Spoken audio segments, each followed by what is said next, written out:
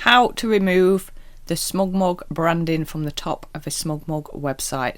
This is really easy to do, and I've got a free guide on my photography website how to build a SmugMug website.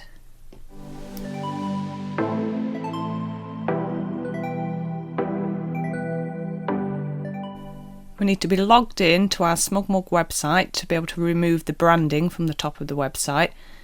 And on the photo site, we want in the top bar, customize. And if we click customize, just as though we're going to customize the website, but what we're going to do is go back up to the top bar for design settings. And here, it's really simple, SmugMug header off. It's as simple as that.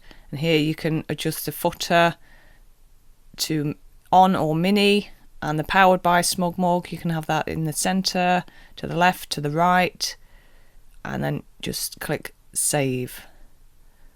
And then in the top right corner, done, publish now.